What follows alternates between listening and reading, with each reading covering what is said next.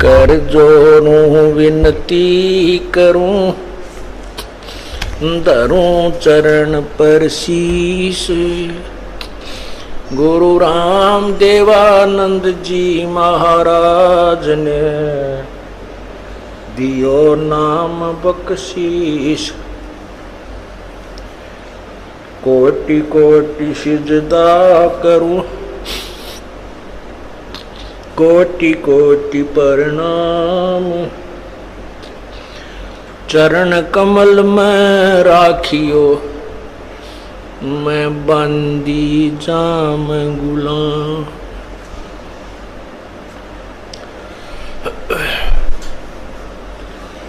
अवगुण किए तो बहुत किए, करत न मानी आरे। बावे बंदा बख्श दियो, बावे गर्दन उतार।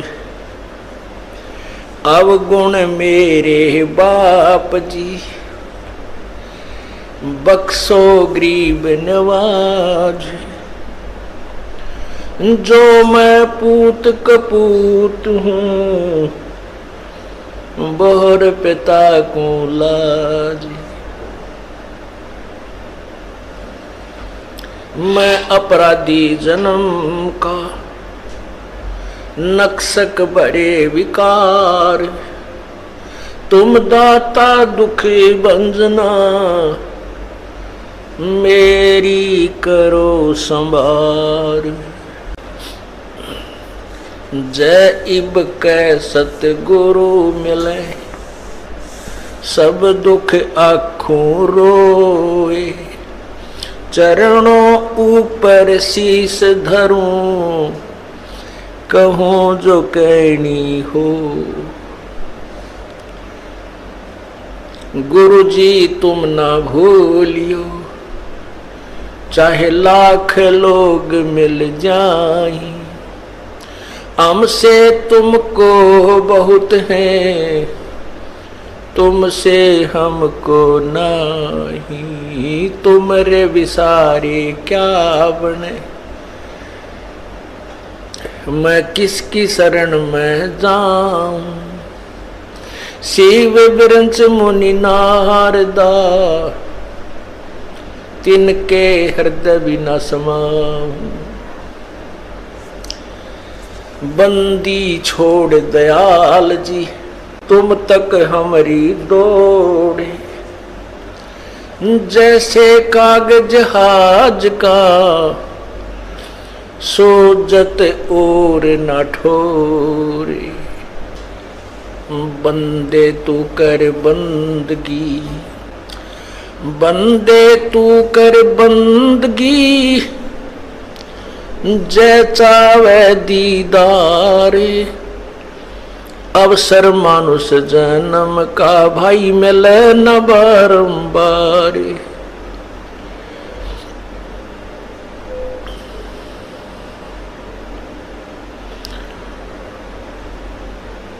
मानुष जन्म पाके, जो नहीं रटे हरि नाम। भाई जैसे कुआ जल बिना फिर, वो बनवाया क्या काम।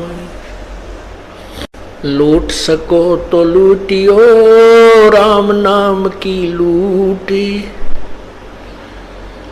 पीछे फिर पछताओगे, हे प्राण जाएंगे छूटे। कबीर ये माया अटपटी, सब घट आने अड़ी। किस किस को समझाऊं, या कुएं भांग पड़ी।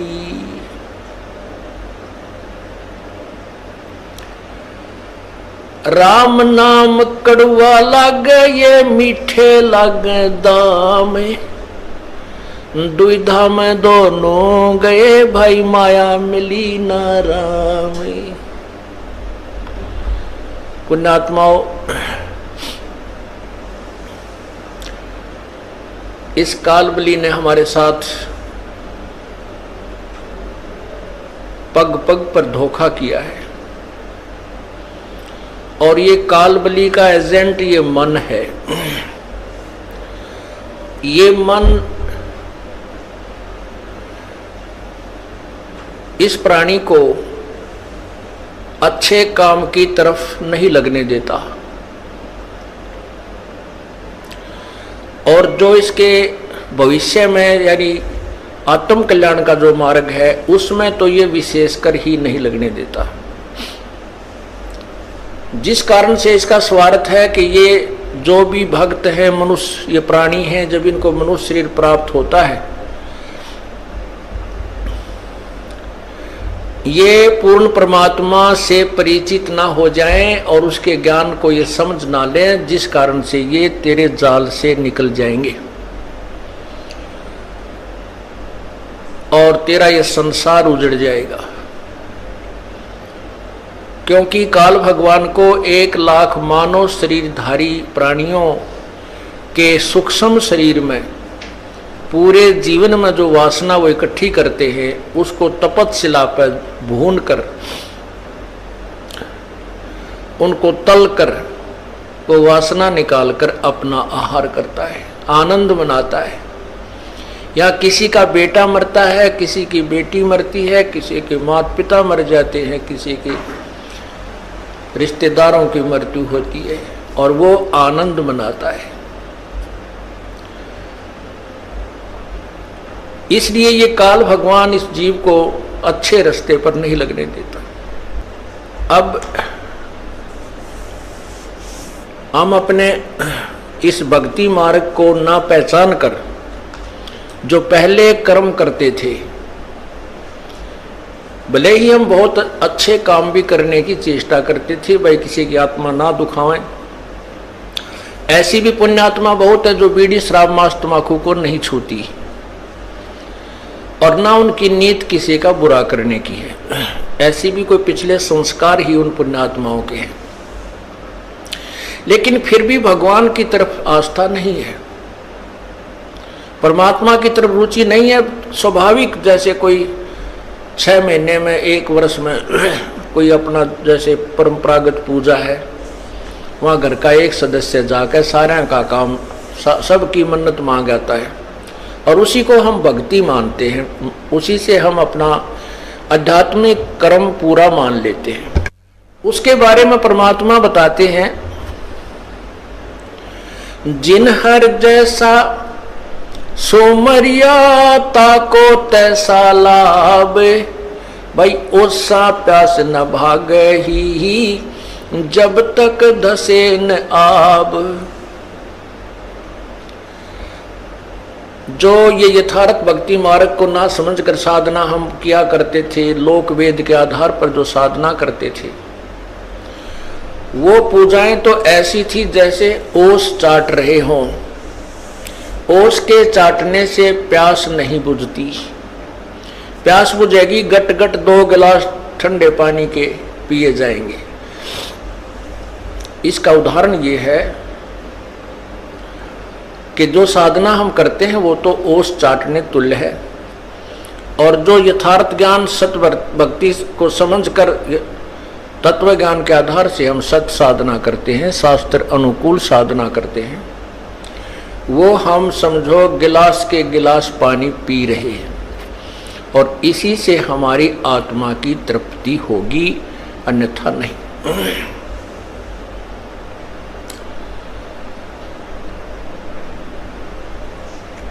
परमात्मा बताते हैं, तत्व ज्ञान के अभाव से मानव समाज परमात्मा से दूर होता जा रहा है और विकारों के बहुत निकट पहुंच चुका है, और पूरे मानव समाज में, पूरे विश्व में आग लगी हुई है। केवल माया ही उद्देश्य रह गया है, ना लज्जा रही, ना कोई किसी का जो है आपसी मेल जोल की परवाह रही, बड़े छोटे की कान नहीं रही, क्योंकि हम तत्व ज्ञान से दूर हो गए। भाई बहन का प्यार नहीं, केवल माया ही प्रथम दिखाई देती है। रिश्तेदारी भी स्वार्थ से ही है। तो परमात्मा ये समझाना चाहते हैं कि ये माया बड़ी अटपटी,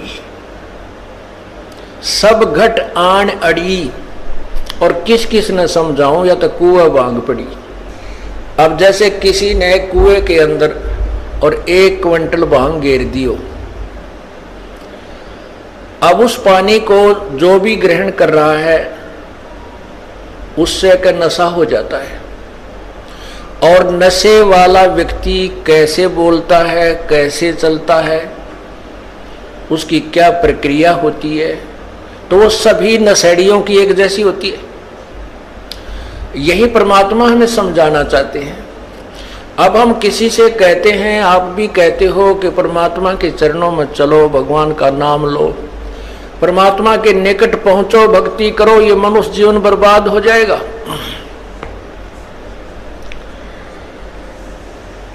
तो प्रथम तो इस बात ने कोई सुनकर राजी नहीं।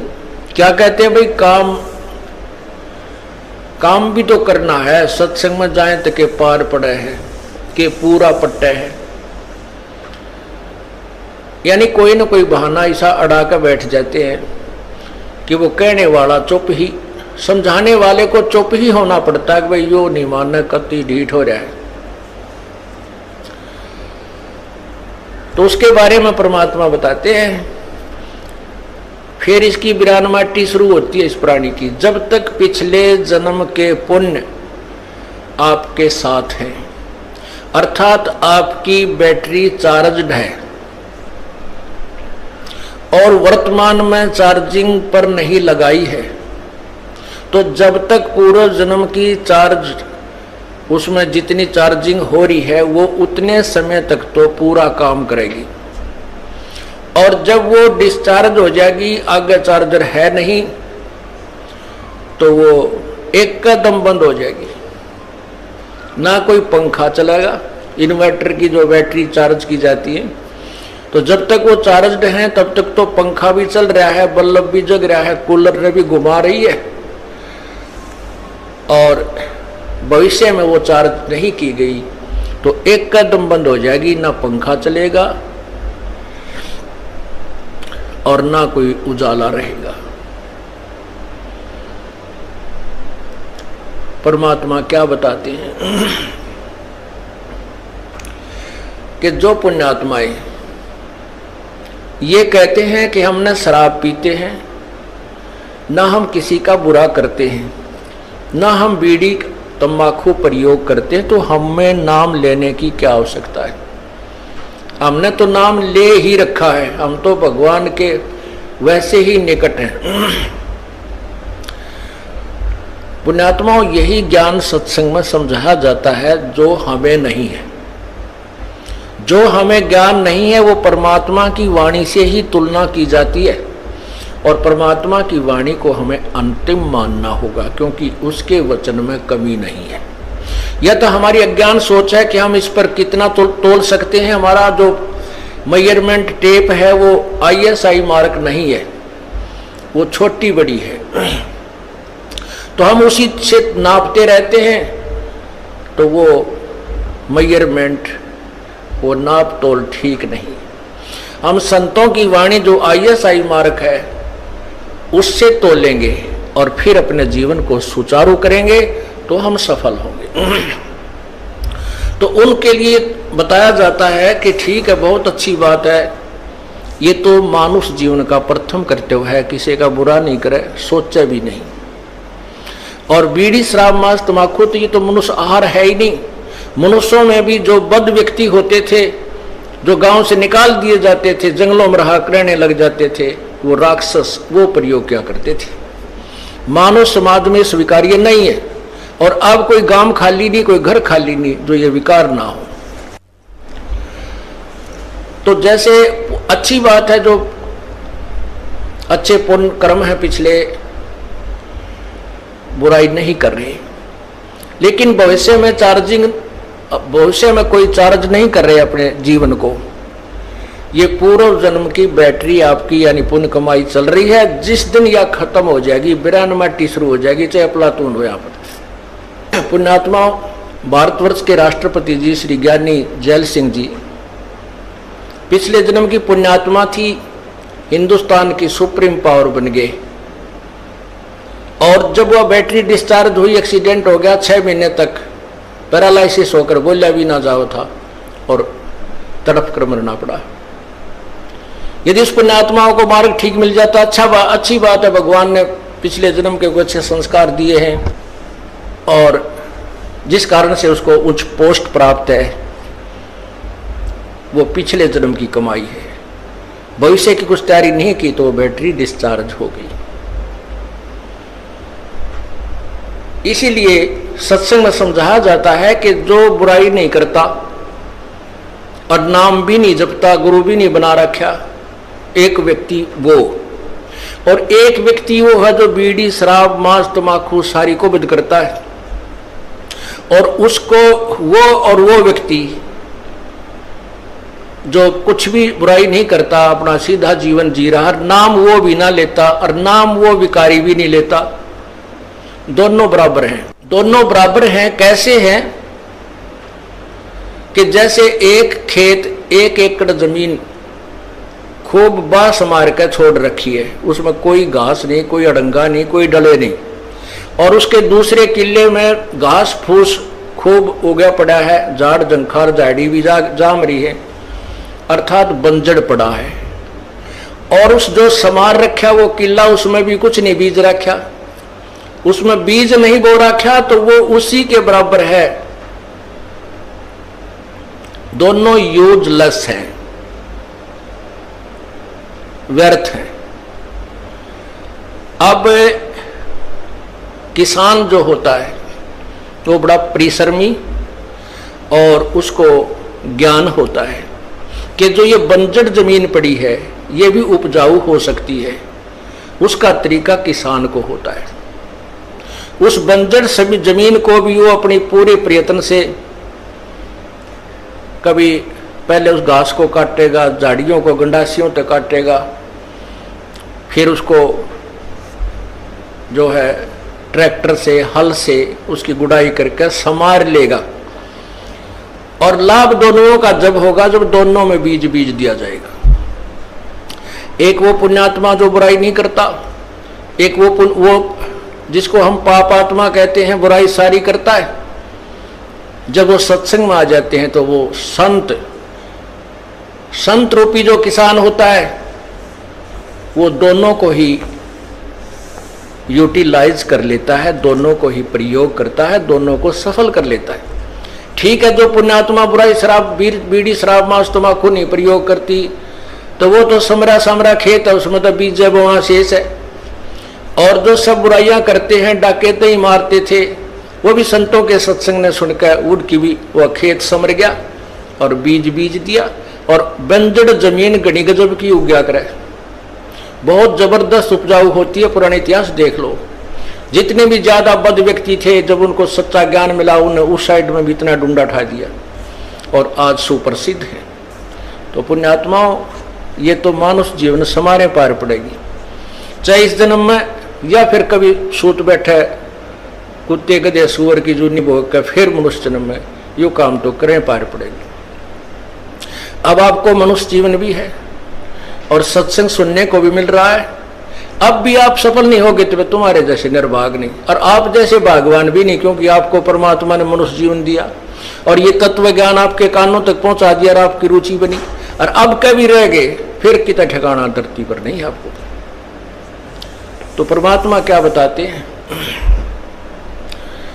जो सत्संग नहीं सुनते, सत्संग में नहीं आते,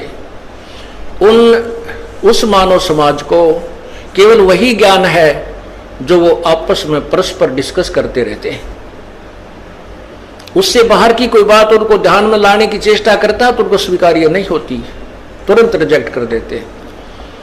सत्संग में तो पाखंडी लोग जाते हैं, सत्संग में तो ऐसे व्यक्ति जाते हैं और वो सारी बुराई करें, किसी की बहन बेटी तक तो छोड़ने कोई ना, पड़ोसी का धन लूट ले, वो भी सत्संग माने वालों को बुरा बताते हैं। ये उनको सत्संग में ना आने के कारण ऐसी धारणा बन जाती है। तो परमात्मा कहते हैं राम नाम कड़वा लगे, राम नाम कड़वा लगे, ये मीठे लगे दाम, दुविधा में दोनों गए भाई माया मिली ना राम। एक समय की बात है जब हम इस मार्ग पर लगे ही लगे थे और विशेषकर ऐसी घटनाओं को ऊपर विशेष दृष्टि जाती थी, आत्मा में ठेस पहुंचती थी। एक बहुत बड़ा पैसे वाला व्यक्ति था, सुनार का काम किया करता। उसके 2 बच्चे थे, एक लड़का एक लड़की, और 2 वो पति पत्नी। लड़की का ब्याह करना था, लड़की का, और उसके पास इतना पैसा था गिनती नहीं। लड़की का ब्याह करना था, लड़की ये हिसार के आसपास के यहीं का रहने वाला था, और लड़की की शादी राजस्थान में एक अच्छे सेठ यानी बड़े सुनार के, वो भी बड़ा पैसे वाला था, वहां करनी थी। तो लड़की के कपड़े जेवरात और वहां जो दहेज में देने की वस्तु जो देनी थी वो खरीदने के लिए दिल्ली जा रहे थे। और आसी और महम के बीच में एक ट्रक के नीचे एक्सीडेंट हो गया, दोनों अब आमने सामने टक्कर होगी, चारों के चारों वहीं मर गए।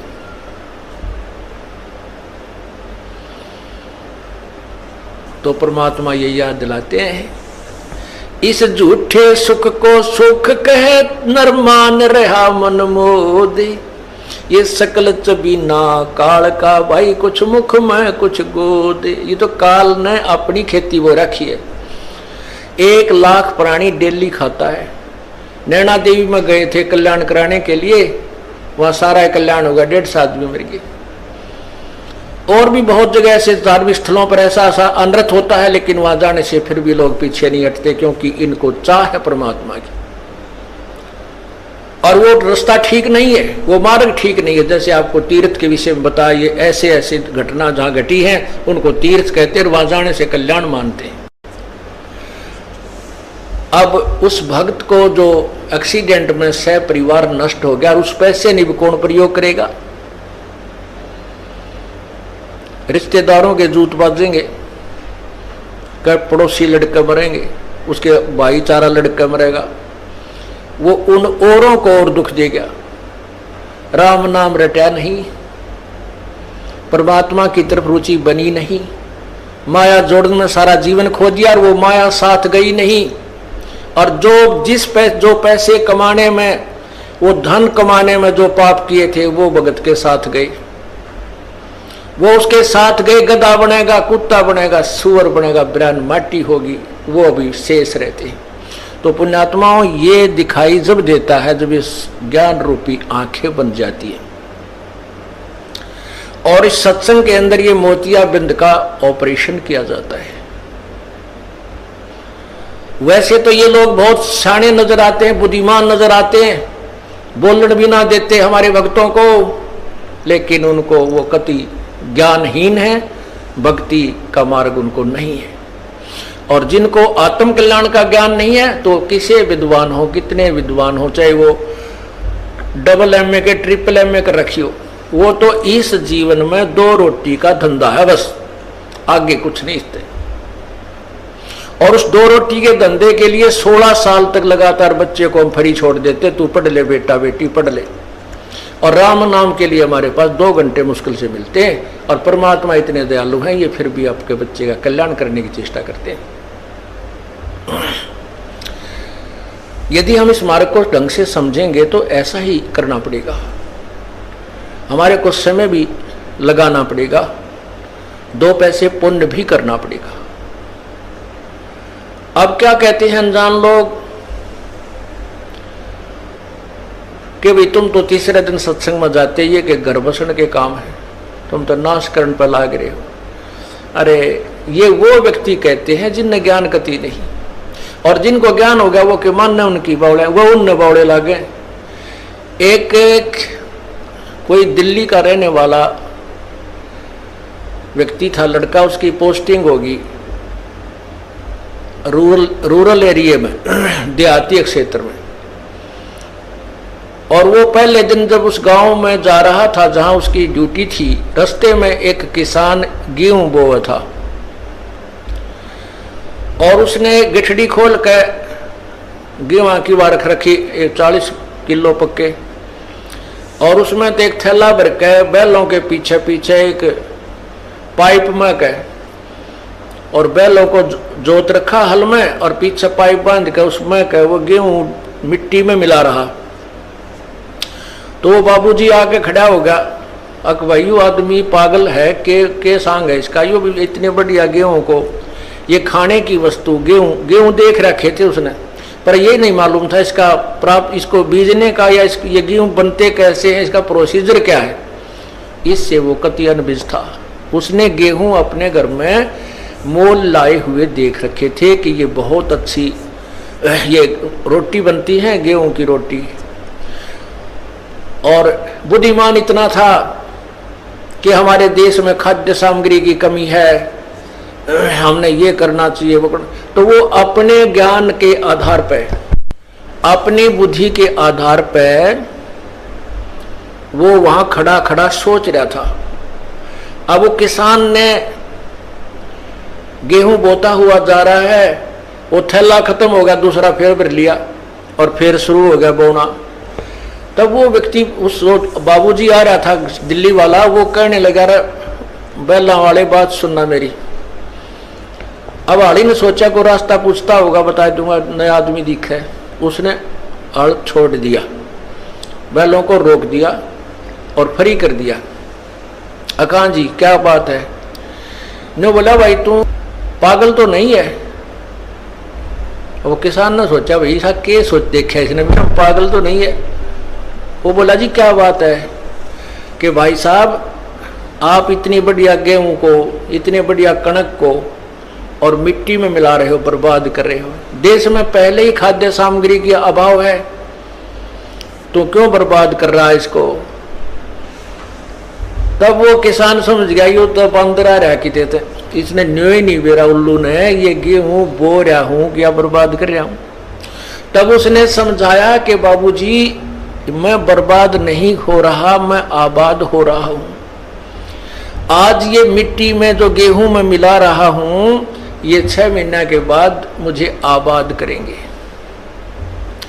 एक गेहूं के, एक बीज के इतने सारे गुच्छे से पौधे उगेंगे और एक एक पौधे में एक बाली आवेगी और एक एक बाली में 40-50 गेहूं इसके अंदर होंगे। वो बाबूजी, वो शहरी भगत ने सोचा क्या भाई तू जादूगर है? अक नहीं, मैं जादूगर नहीं हूं, ये गेहूं पैदा करने का प्रोसीजर ही ऐसा है। यूं बोला मैं तो ना मानू। तो उसने कहा आप 2-4 महीने के बाद फिर चक्कर लगाना। वो किसी शहर में नौकरी थी और वो ऐसे गांव में आता जाता था, लेकिन उसका जची नहीं यह बात, क्योंकि उसने ये देखा नहीं था। वो फिर कुछ महीनों के बाद विशेष कराया, वो उस आदमी से पूछूं जाके क्या रहा, उसने माटी में गेहूं मिलाए थे। वहां आकर देखता है तो हरी भरी वो फसल लहला रही है और गेहूं पर बाली आई हुई है, सुनहरी रंग पकड़ा हुआ है, और वो किसान भी वहीं अपने खेत में आसपास घूम रहा है। तब उस शहरी बाबूजी से कहा, ने पूछा भाई ये क्या हो गया, ये क्या है? कहने लगा ये वही है जो मैं बनाना चाहता था। अब उसने एक बाल तोड़ी और ऐसे ऐसे करके दिखाई, फूंक मार के देख, एक गेहूं डाला था और ये ऐसी ऐसी इस एक पेड़ में, एक पौधे में, और ये 10-12 बाली आई है। तब उस बाबूजी का पेटा भरा, भाई ठीक, तू तो आदमी शाना लिकड़ा, मैं तो तुझे मूर्ख समझ रहा था। किसान बोला मैं तुझे मूर्ख समझ रहा था। अब यो फैसला तो नहीं हो जब ज्ञान आमने सामने प्रैक्टिकल हो ले। तो ये जो आज आप लोगों को मूर्ख समझते हैं जो माया के पुजारी, और ये सोचते हैं ना जोड़ जोड़ कर बैंक में धरे जाने बढ़ देंगे, बैंक ब्याजते नहीं। एक बालक बीमार हो गया ना 2.5 लाख में पांडा छूटे। जो भयंकर बीमारियां हो जाती हैं, कि तो गुर्दे खराब, कि तो हार्ट में प्रॉब्लम, या कि तो कैंसर रोग, कि तो एड्स शुरू हो जाती है। पर कहते हैं धर्म तो धस के नहीं, ये धस के तीनों लोग, खैरायत में खैर है भाई कीजे आत्म पोख। अब जैसे आज आप उस शहरी व्यक्ति जैसे इस ज्ञान को न जानने वाले व्यक्तियों की बातों को सुनकर जो ये कहते हैं कि तुम क्यों पैसा बर्बाद करते हो, तीसरे दिन सत्संग में बैठे रहते हो, तो अब वर्तमान में तो ये पैसा आपका मिट्टी में मिलता नजर आवे, क्यों कुछ तो किराए वाले ले लें रास्ते में, कोई जीपों वाले, कोई बसों वाले, और फिर यहां दान करते हो खुले आते। अब तो वर्तमान में तो यूं मिट्टी में डाला जा रहा है, और फिर देखना यो खेती ये जो आपको फल देगा, आपको इतना फल मिल जाएगा कि आप पैया माया धरी नहीं जाएगी कितने ठिकाने से। परमात्मा कहते हैं फिर इस माया को अपनी मत समझना, इसको घनी अच्छी मत समझना, ये तेरे जी का झाड़ बन जाएगी और तुझे मोक्ष मार्ग से रोक लेगी। तो इसलिए परमात्मा कहते हैं साईं इतना दीजिए जिसमें कुटुंब समावे, हम भी भूखे ना रहे अतिथि न भूखो जाए। इतना मांगियो भगवान ते परमात्मा हाथ भी खुला रहे जा, और घना ना दे दियो कदे मैं इससे मुड़ पड़ो जो काड़े कोठी कारा फैक्ट्री में लगा रहा हूं और बिरान माटी हो जाए। तो पुण्यात्माओं परमात्मा ने उदाहरण दिया अपने आप पर। सारी सृष्टि के संचालक उत्तम पुरुष है तो अन्य परमात्मा इति उदाहरते। ये लोक त्रयम्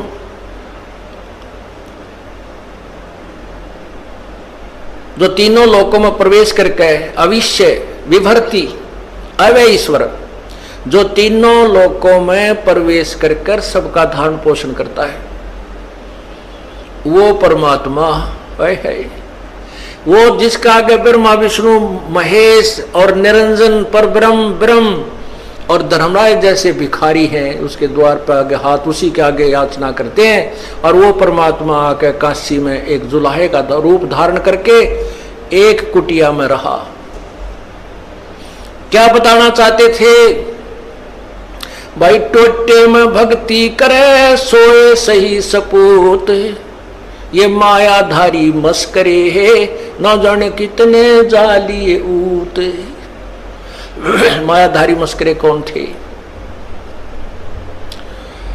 ऐसे ऐसे दान किए, ऐसे ऐसी यज्ञ की, और बहुत ज्यादा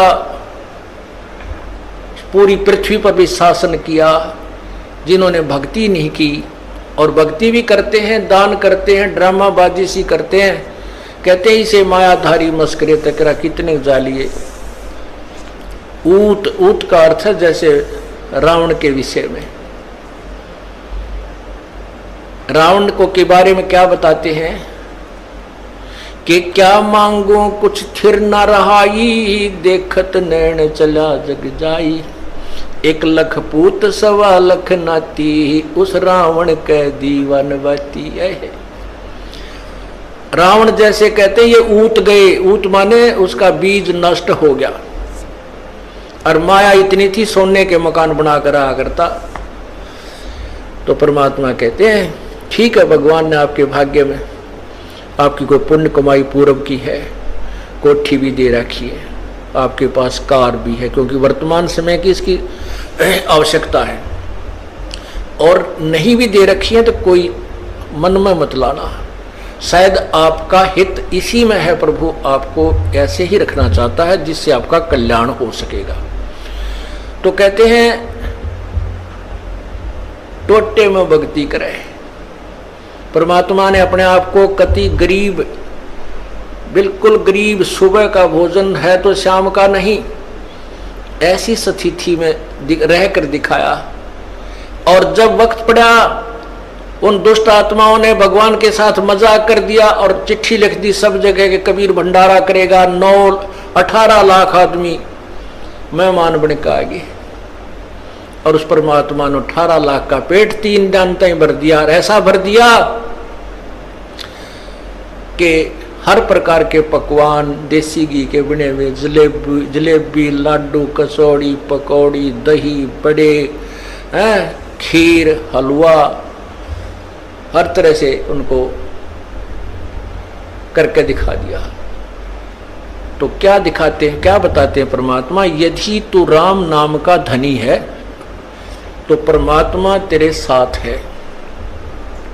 18 लाख आदमी अब इकट्ठे हो जाओ, जब सरकार नहीं हिल जाता सारी, जब उसने शाम की रोटी दे दी, सुबेरे की नहीं पावे इंदौर, और बना नहीं सकते, व्यवस्था भी नहीं कर पाएंगे। तो कहने का भाव ये पूरी बड़ी सरकार है, सारी सृष्टि का संचालक है। और सतलोक से लेकर आए परमात्मा वो सारा आहार अपना, कह लगे इस कंगाल देश से, ब्रह्मा विष्णु महेश और ब्रह्म परब्रह्म के लोगों से क्या लेंगे, मेरे से ही मांगते। सतलोक से लेकर आए थे, 9 लाख बैलों के ऊपर सामान भर कर दिखाया, लाए और फिर वहां तंबू ला दिए सबका। 3 दिन तक 18 लाख आदमियों के ओए होए बल्ले बल्ले कर दिए परमात्मा ने। कहने का भाव ये है पुण्यात्माओं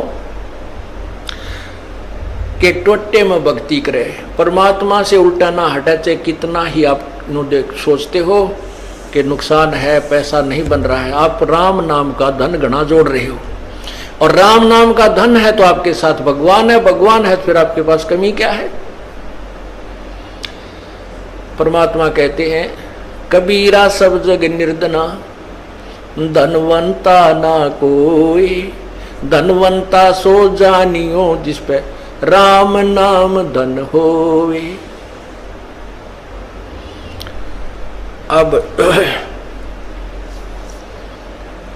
परमात्मा कहते हैं देते को हर देत है जहां तहां से आन, और ना देता वो मांगते फिरियो, फिर भगवान सुने नहीं कान। आज आप देखते हो एक ही घर में 4 भाई हैं, एक तो IAS ऑफिसर बना हुआ है, एक भाई अध्यापक है, और एक भाई बॉलीवुड कति नोर है सारा दिन, और एक ही माता पिता का, और एक खेती कर रहा है। एक ही माता पिता से चारों का जन्म है, और एक सी परवरिश माता पिता ने दी, एक जैसे स्कूल में पढ़ाने की चेष्टा की, लेकिन भाग न्यारे न्यारे बटके। वो भाग कब बनाए थे उन्होंने? वो कभी पूर्व जन्म में बनाए थे। पूर्व जन्म में वो भक्ति साधना की हुई उनके साथ आज है, और वही मिलेगा। लेकिन जब पूर्ण परमात्मा की शरण में हम आ जाएंगे तो उनसे अलग भी मिलेगा जो हमें आवश्यक होगा। इतना अधिक नहीं देंगे जिससे आप उस माया का माया डूब कर मर जाओ। इस माया से तो परमात्मा हमें दूर रखना चाहते हैं, और इतना अवश्य देना चाहते हैं, इतना अवश्य देना चाहते हैं कि बच्चे का दिल ना टूट जाए, ये भक्ति करता रहे। तो क्या बताते हैं? देते को हर देत है जहां तहां से आन, और नहीं दिया जिसने वो मांगते फिरियो, फिर परमात्मा सुने नहीं कहा। वो भी व्यक्ति हैं, वो भी मनुष्य हैं जो हाथ फैलाए सारा दिन फिरते हैं, दिए बाबूजी, कागज चुकते हैं। लेकिन वो अगर राम नाम ले लें, भक्ति करें, तो वो साहूकार है भगवान के दरबार के। उनके सामने यहाँ के टाटा बिड़ला कुछ नहीं है जो राम नाम के धनी है, ये सत्कर मान लेना। लेकिन इस मार्ग का, इस ज्ञान का हमें पता नहीं है। माया हमने चौकस तुरंत दिखाई देती है, उसने कार ले लें, कोठी ले लें, फ्रिज लगा लें, यह तो तुरंत लाभ देती है, इसलिए माया को हम ज्यादा महत्व देते हैं। और परमात्मा उन्हीं को दे रहे हैं जिनने पाछदन भक्ति कर रखी है, वो ले भगवान से ही रहे हैं, ये भूल जाते हैं। यदि उन्होंने दान नहीं किया होता तो वो भी कागज चुगते फिरते, कोई फ्रिज नहीं देता, ना वो कार कोठियों में बैठ सकते थे, देते को। लेकिन अब वो नादानी क्या कर रहे हैं, क्योंकि आगे की बैटरी नहीं लगा रहे चार्जिंग पर, वो अपना वो डिस्चार्ज वो खत्म हो जाएंगे, अंत में बर्बाद हो जाएंगी वो बैटरियां, अर्थात वो जीवन नष्ट हो जाएगा। इसलिए परमात्मा बार बार प्रार्थना करते हैं कि संत मिलन को चालियो, दिन में कई कई बारे, आसोज के मेह जो ये गणा करें उपकार। भाई कई बार ना जा सके तो संत दर्श दो बखत कर ले, कह कबीर संत दर्श ते यू काल दगा ना दे। दो बखत भी ना कर सके तो दिन में कर एक बार, कह कबीरता दास का बेड़ा हो जा पार। फिर परमात्मा बताते हैं कि एक बार भी नहीं कर सकता है, दूरी ज्यादा हो जाती है, तो कहते हैं सप्ताह में एक बार अवश्य कोशिश कराने की। सप्ताह में भी नहीं बात बनती है, ज्यादा दूरी है, तो पक्ष यानी 15वें दिन पक्ष अवश्य। उससे भी दूरी है तो फिर एक महीने में अवश्य दर्शन करने की चेष्टा कर, अवश्य पहुंच। और फिर भी कुछ ज्यादा ही विदेश दूर चला गया है तो 6 महीने तक चूकिए मत। और भी ज्यादा कोई मजबूरी या दूर चला गया है तो 1 वर्ष में संत के दर्शन के लिए अवश्य आइए। और दूर रहते हुए फिर कैसी भावना रखे, लाख कोस जो गुरु बसे और शेष समुद्रा तीर, एक पलक भूले नहीं जो गुण हो शरीर। कहते हैं गुरुजी चाहे लाख कोस की दूरी पर बैठे हैं लेकिन दिल से दूर नहीं होने चाहिए।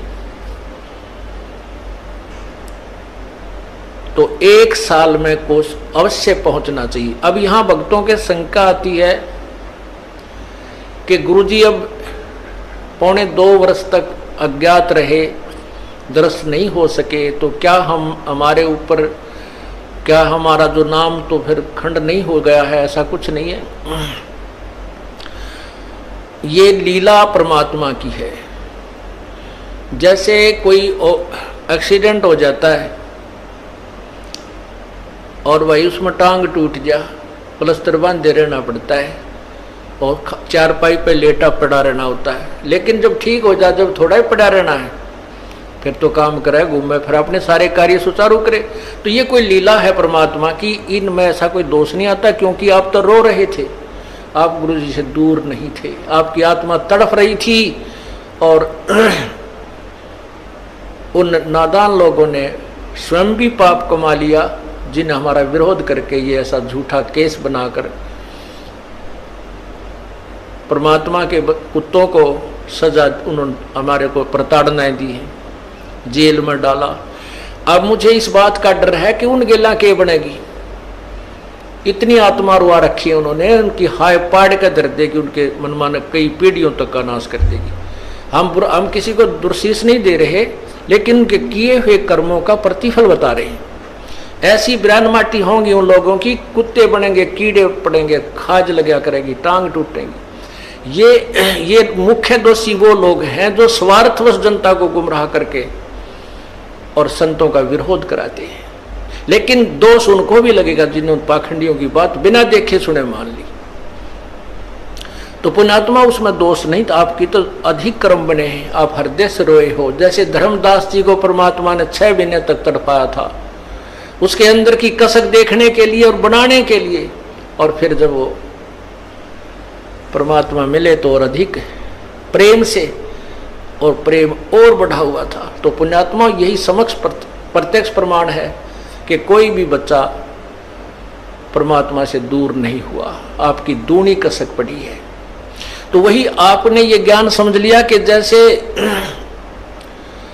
बंदी छोड़ दयाल जी तुम लग हमरी दौड़, और जैसे काग जहाज का सूझे और निठर।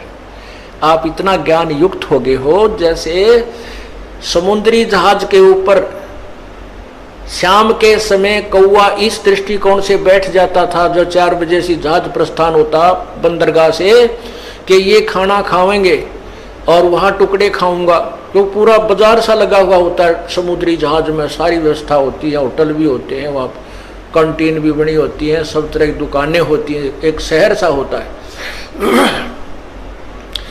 पुराने समय की बात है जब ये इंस्ट्रूमेंट नहीं थे जो वर्तमान में हैं, जो बहुत सेंसिटिव इंस्ट्रूमेंट नहीं थे, उसमें एक वो रखा करते थे दिशा सूचक, और वो दिशा सूचक को भी कोई ऐसी जो चुंबकीय चट्टान होती थी वो डिस्टर्ब कर देती थी, उसकी दिशा को बदल दिया करती थी।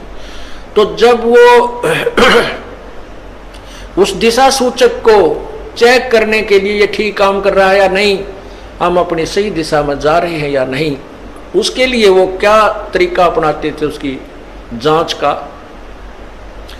कि जो कौवे ऊपर बैठे होते थे उनको डड़ा मारते थे पत्थर, उनको जहाज से विवश कर देते थे उड़ने के लिए, तो वो कौवा वहां से उड़कर चल पड़ता। और कौवे में परमात्मा ने एक विशेष ऐसी वो दे रखी है, उसके अंदर ऐसा इंस्ट्रूमेंट ला रखा है कि वो उस दिशा को नहीं भूलता जिस दिशा से वो चला था। वो ये ख्याल रखता है कि मान ले ये मुझे यहाँ से धक्के मारेंगे तो मैं फिर उस दिशा में अपने घर की तरफ चल पड़ूंगा। वो आंखें रात्रि में भी उसी चिंता में उस दिशा को भूलता नहीं। और रात्रि के समय वो जहाज निकल जाता 200 किलोमीटर, और वहां जब वो 200 किलोमीटर जहाज चला जाता तो वहां जल ही जल नजर आता था, कोई आसपास कोई शहर या किनारा दिखाई नहीं देता। तो वो काग उड़ता वहां से, वो कौवा उड़कर चल पड़ता है अपनी उसी दिशा में जिस दिशा से वो जहाज चला था। अब कौवा तो उड़ता रहा, उड़ रहा है, तो वो जहाज वाले अपने दिशा सूचक को चेक कर लेते थे ये सही है, हम सही दिशा में चल रहे या नहीं।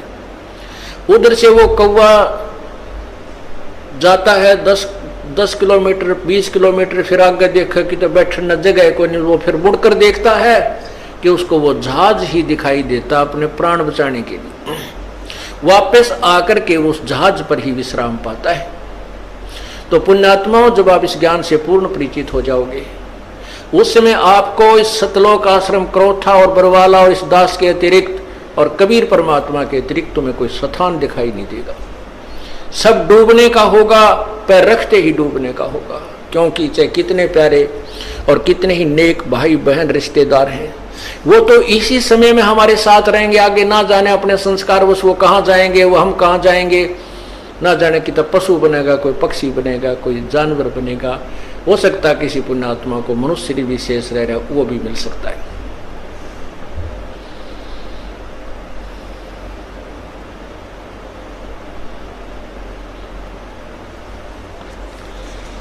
इसलिए हमने परमात्मा की भक्ति करनी चाहिए। और ऐसे आपके अंदर जो तरफ बनी है, अब आपको वो वही कौवे वाला ज्ञान हो गया। आपको परमात्मा कबीर जी के अतिरिक्त इस संसार में ब्रह्मांड में आपको भगवान दिखाई नहीं देगा जो हमें सुख दे सके, जो हमें आश्रय दे सके।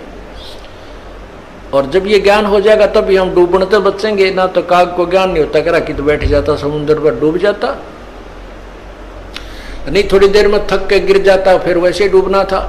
तो समझदारी की उसने, वापस आकर वहीं शरण ले ली। तो अब ये भी हुआ है कि जिनको हमने धमका दिया था, खुरका दिया था, वो बार बार गलती करते थे, वो आया ना करते, नाम भी छोड़ दिया था, अब वो भी उल्टे आ गए। या और कमाल करी परमात्मा ने। और नए भक्तों का तो कमाल हो गया। 3 महीने दास को जेल से आए हुए हैं, लगभग 4000 व्यक्ति परमात्मा के चरणों में नए आ चुके हैं। तो इससे सिद्ध होता है कि सांच को आंच नहीं होती। परमात्मा कहते हैं जय कंचन बिष्टा पड़े।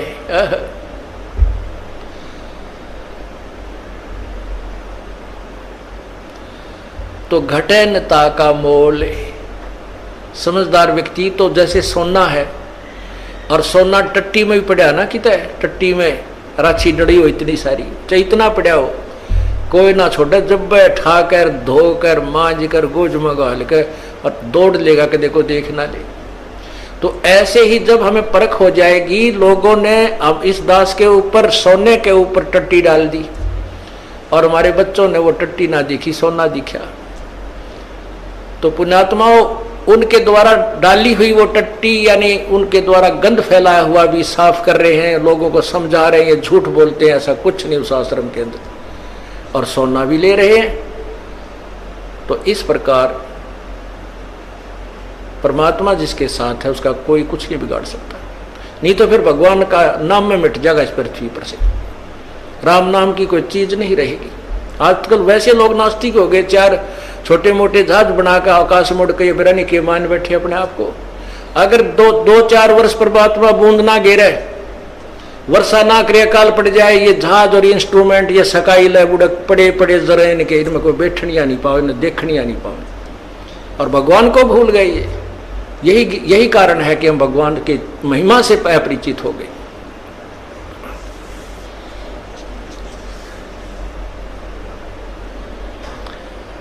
अब प्रसंग चला था सतगुर के दरबार में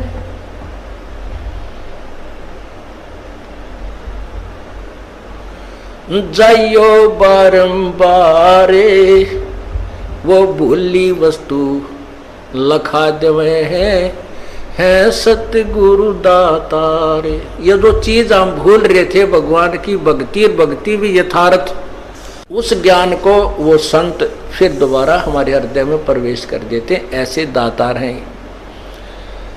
अब पुण्यात्माओं, ठीक है, जो हमसे परिचित नहीं है वो तो लोगों की दंत कथा सुनकर कुछ भी कहते रहे, सुन और कुछ भी कह सकते हैं, क्योंकि जनता का तो काम में यो है। जो भगवान से दूर हैं वो लोग तय जिसी सुनेंगे आगे वैसी ही कहना शुरू कर देते हैं। इस दास ने 17 फरवरी 1988 में परमात्मा की शरण मिली थी, और उस दिन के बाद 6 वर्ष 1994 तक दास ने जेई की पद पर सर्विस की। काम करते, अपनी ड्यूटी करते करते भी हम भक्ति करते हैं। हमारा रूल यही है, काम भी करो, भगवान ना भूलो, बुराई छोड़ दो। लेकिन 1994 में परमात्मा ने आदेश दे दिए गुरु महाराज ने कि तू इस काम ने संभाल। अब गुरु की आज्ञा का अवहेलन करना भगत का काम नहीं होता। जो गुरु वचन पर डट गए कट गए फंद 84 के, भाई जो गुरु वचन पर डट गए कट गए फंद 84 के। और उन्होंने अचानक मुझे बुलाकर पास बैठा लिया, कहने लगे आज से तू नाम दिया करेगा, और जितने भी वर्तमान संगत थी सबको कह दिया, और सबको बता देना कि जो इसको गुरु नहीं मानेगा वो मेरा कुछ नहीं होगा। मेरे पसीने आ गए कि मैं तो 2 कौड़ी का जीव, एक मजदूर आदमी, और परमात्मा ये इतना बड़ी जो है ना, इतना बड़ा जिम्मेवारी का काम। और उनके पुराने पुराने भक्त निरे थे, लाल कपड़े पहन कर बाबा जी भी बन रहे थे, उनके साथ रहा करते, उनको सबको निकाल दिया था उनकी त्रुटियां देख जाकर। हमने नहीं पता था कि हो रहा है, क्या इनका मालिक का उद्देश्य है। जब वो 104-5 साल की उम्र थी उस महापुरुष की, हमारे पूज्य गुरुदेव की, और कहा मैं तेरे साथ रहूंगा। और तीसरा शब्द एक दिन कहा था कि रामपाल तेरे सब बराबर इस संसार में संत नहीं होगा, पूरे विश्व में तेरे बराबर संत नहीं होगा। अब इस दास का और संत का के मेल था। हम तो भगत थे, दास थे, भगवान की भक्ति करते थे, अपनी नौकरी भी करते थे, बच्चे भी पालते थे। अब कहते हैं साध वचन पलटे नहीं, चाहे पलट जावा ब्रह्मंड, उनका वचन नहीं पलट सकता, उन्हें जो कह दिया सो कह दिया। तो वही ये फल गया। नहीं हमारी तो घर के ना सुने थे, शुरू में अकेला नाम ले रहा था, बालक भी तो बालक छोटे थे, वो तो घर जैसे कहूँ था मान जाए थे, उनकी माँ नहीं माने। फिर मेरे माता पिता नहीं माने, अगले भाई पुरानी लाग कुकर छोड़ना, बड़े साके में पा आया। फिर परमात्मा से अर्ज करी, धीरे धीरे वो समझन लागे, ना सुनते तो भी बोले जानता बावड़े की तरह। तो धीरे क्यों कान न कैसे बंद करेंगे वहां बैठे हुए। तो ये ऐसा निर्मल ज्ञान है, एक बार अंदर का सुबह कैसी सिरंजा जानते काम करेगी दवाई। तो धीरे धीरे कान के माध्यम से ये दवाई भेजी जाती है। और आज देख लो रंग ला दिया परमात्मा ने, उस परम पिता पूज्य गुरुदेव जी की शब्द शक्ति से सब काम चल रहा है। और कबीर परमेश्वर हमारे सिर पर। तो परमात्मा उस दिन के बाद सन 1995 में इतने 21 साल के बाद इतने पाठ हम घर घर पाठ किया करते थे, 3 दिन पाठ करते थे। और एक दिन पहले जाना पड़ता था। ये दास स्वयं सेवा करता था, घर घर जाके उनके सब जहाँ हमने पाठ करने का स्थान देखना होता था उसकी सफाई करते थे। कईयों का देख का कमरा होता बड़ा सा, उसी में पाठ भी करना, उसी में खाना भी बनाना, उसी में खाना भी उसी में, सोना भी उसी में। तो उस ढंग से अपनी सेटिंग कर लेते, हम इतनी जगह में पाठ कर लेंगे। तो मेरा जाना अति आवश्यक था उस समय, क्योंकि ये स्टार्ट था भक्ति का और स्टार्ट था इस 500 यज्ञ करने का। किसी को नहीं मालूम था, बच्चे थे सहयोग देने लगे। और धीरे धीरे फिर वो क्या हुआ कि इतने पाठ हो गए कि मुझे नौकरी, पहले तो क्या करता था, शुक्रवार को पाठ प्रारंभ किया, शुक्र शनि ड्यूटी करके सामने चले जाते बृहस्पतिवार को, शुक्रवार को रात में तैयारी करते, शुक्रवार को शनिवार को अब पाठ प्रारंभ करके अपनी नौकरी पर चला जाता, फिर शाम ना आ लेता, शनिवार इतवार की छुट्टी हो जाती, काम चल रहा था। वो हफ्ते हफ्ते में हुए, फिर होने लगे डेली। अब अफसर भी दुखी और मैं भी दुखी, तो फिर उस दिन रिजाइन कर दिया परमात्मा के नाम पर। 18 साल की नौकरी होगी थी मेरी। हालांकि कुछ और भी हमारे साथी कह रहे थे भाई अभी 2 साल और डट जाओ आपकी पेंशन बन जाएगी। वाह भैया, पेंशन तो करा कितनी बार होगी, जो पेंशन ई बनेगी ना या कद्दे नहीं बनी थी, या असंख्य जन्मों की पेंशन बन जाएगी। तो वो तो इस बात को नहीं समझे थे, उन्हें तो मुझे मूर्ख ही समझा। और दास की सौभाग्य था कि मुझे नौकरी या मजदूरी मिल गई भगवान की और उसकी पुण्यात्माओं को दलदल से निकालने की।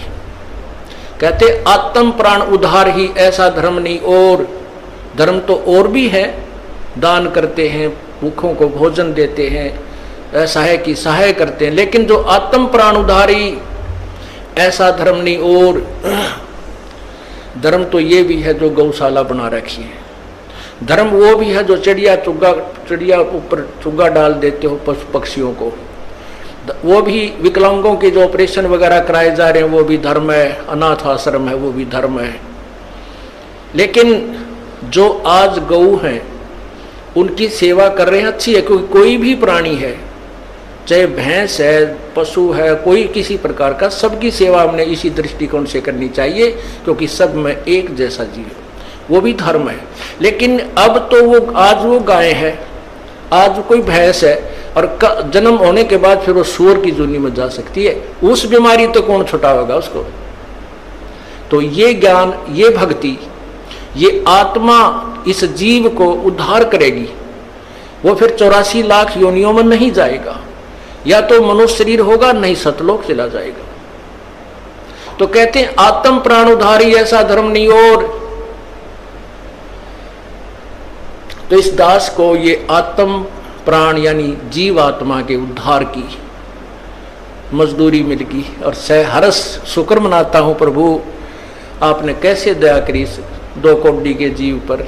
और ऐसे निर्मल भगवान की महिमा, ओए होए होए, जिसके नाम लेते हैं रूंग रूंग खड़े हो जाते हैं। उसके बाद परमात्मा की ऐसी महिमा हुई, अब मुझे इतनी खुशी होती है। कैसा निर्मल समाज तैयार हो रहा है, बीड़ी शराब मांस तंबाकू उसको देखकर भी राजी नहीं है। अब ये पुण्यात्मा दोनों हाथों दान करते हैं, और हम पहले लूटन पर लगे रहा करते थे, पाप बढ़ाते थे, ये माया साथ नहीं जानी थी कि इतना नरक इकट्ठा कर रहे थे। और परमात्मा क्या कहते हैं, सतगुरु के सिजदा करूं कर्म छुटाए कोटि। और जो ऐसे सतगुरु की निंदा करे फिर जम तोड़ेंगे होठ। अब जो लोग बिना देखे सोचे समझे और भक्तों की संतों की बुराई करते हैं, अब क्या बताते हैं कि सतगुरु के सिजदा करो जिसने कर्म छुटाए कोट। करोड़ों पाप कर्मों से हटाकर और पुण्य कर्मों पर लगा दिया। कितने पाप कर्म बचा दिए हमारे।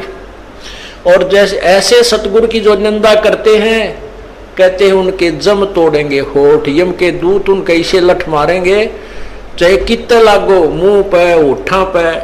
ओठ इसलिए कहा कि इस पर ज्यादा दर्द होया करे, सोई भी बड्डी आया करे। तो कहते हैं वो जम तोड़ेंगे होठ जो बकवाद किया करते थे, संतों की निंदा करते थे। नित्यानंद जी महाराज ने यहां तक कहा है, भाई तू ना मानता ना, ठीक है अपना और काम कर ले और कुछ कह सुन ले, पर संत की निंदा मत करिए, ये तेरे लिए बहुत जबरदस्त पाप बन जाएगा। लेकिन जो इस मार्ग से परिचित नहीं, वो नादान बच्चे आग में हाथ दे देते, बिजली के तार को छू लेते। और ज्ञान होता सत्संग से, और सत्संग में ये काल नहीं आने देता।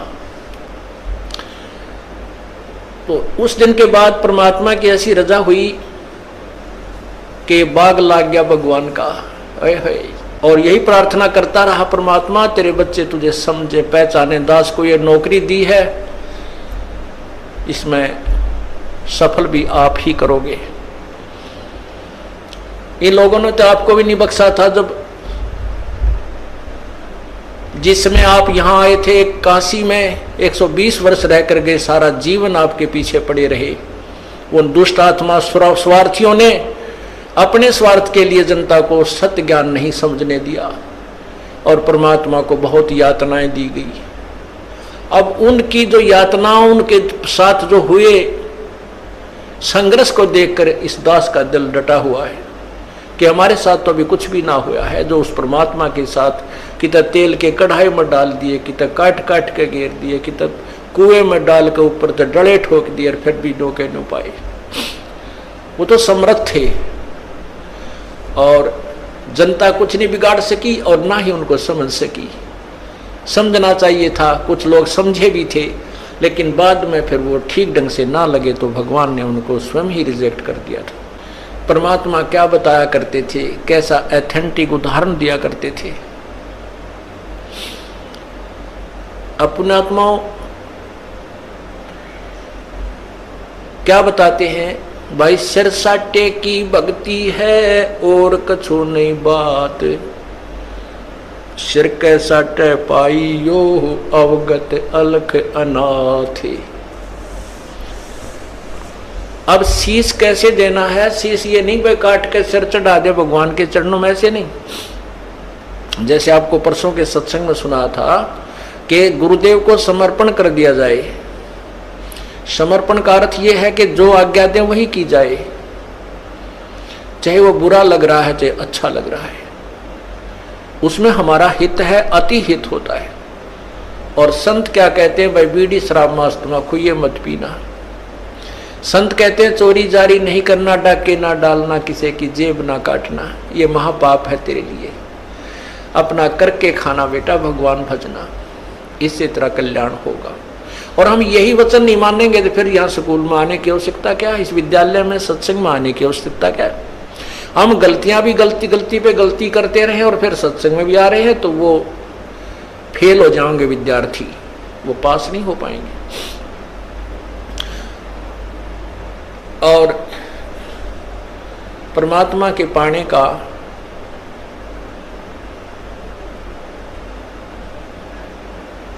कौन सा तरीका उत्तम है? उत्तम तो अर्थ है कि जैसे आपने सुना है, कुबद कांचड़ी चढ़ी चित पे होया मनुष्य नागरे, सूझे नहीं सजन सुख सागर बिना प्रेम बैरागरे।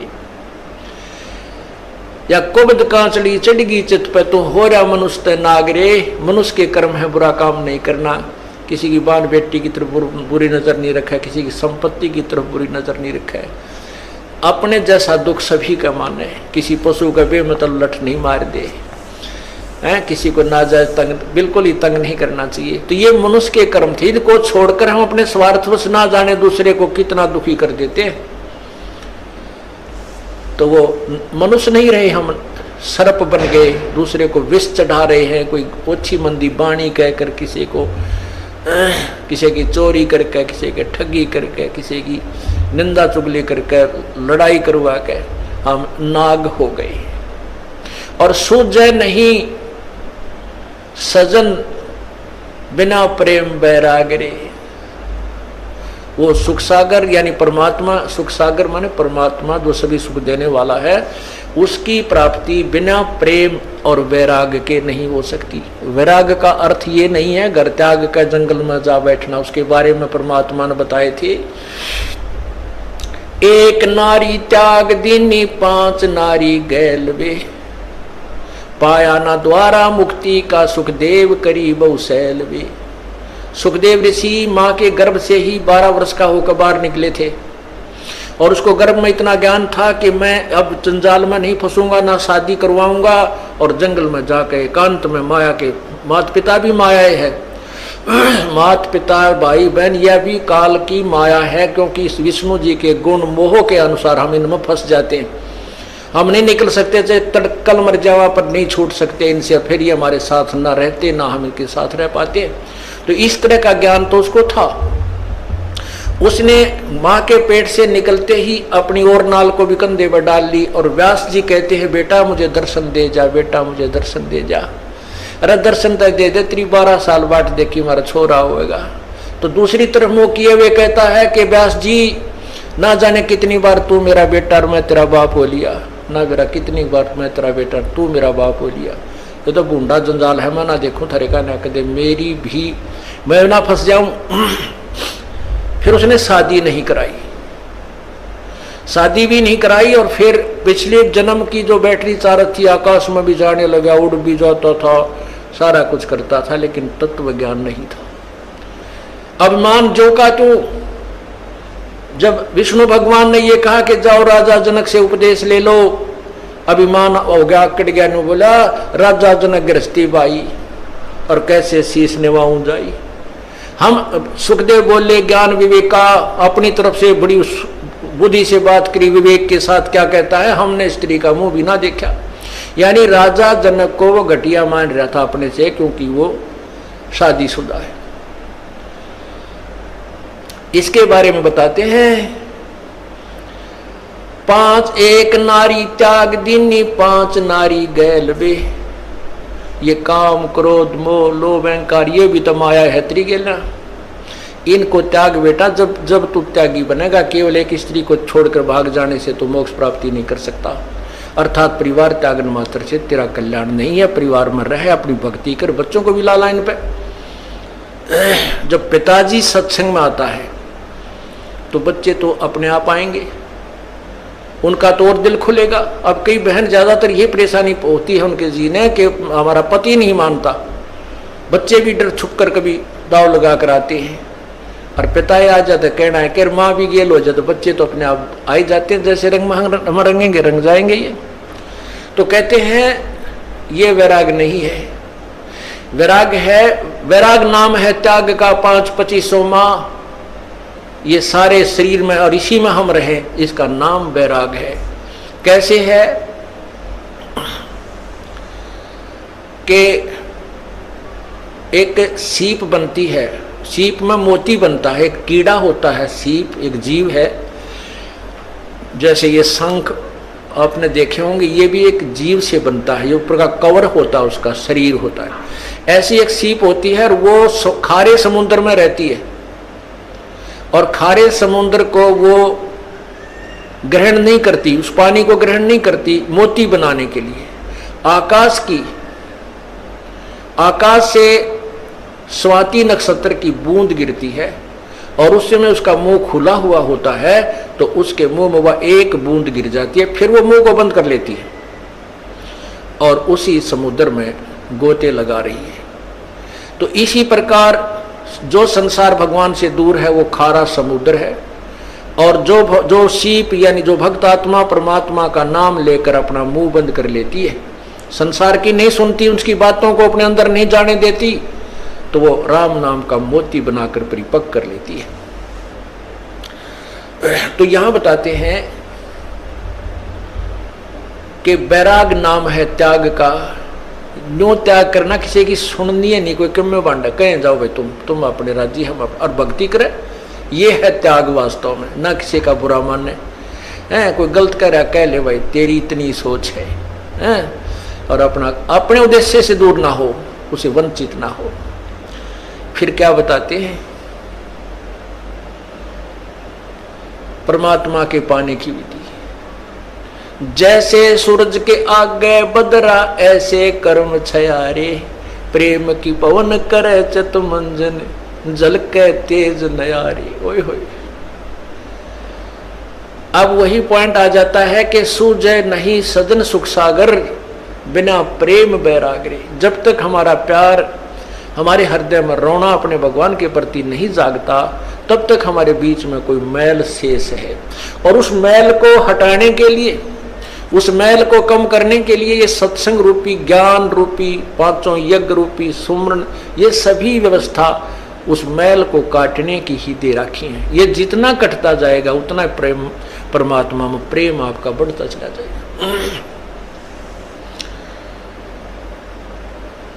जैसे सूरज के आगे बदरा ऐसे कर्म छयारे, प्रेम की पवन करे चित मंजन वो झलके तेज नयारी। है जैसे सूर्य के सामने बादल आ जाते हैं और सूर्य का प्रकाश नजर नहीं आता, ऐसे आत्मा और परमात्मा के बीच में पाप कर्मों के बादल छाए हुए हैं, और प्रेम की पवन करे चितमंजन। राम नाम का वो सिमरण जो दे रखा आपको, सतनाम कहते, उसके ऊपर तो आपका चित मन लगा रहे। और प्यार की पवन जैसे हवा चलती है, बादलों को इधर उधर फेंक करके सूर्य का प्रकाश चमकने लग जाता है। प्रेम की पवन करे चितमंजन झलके तेज नयारे।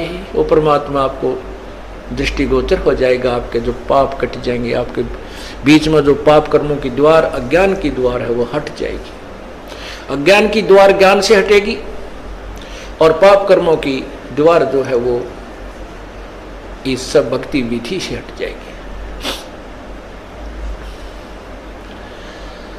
पुण्यात्मा एक अंधा था और बड़ा भक्त था।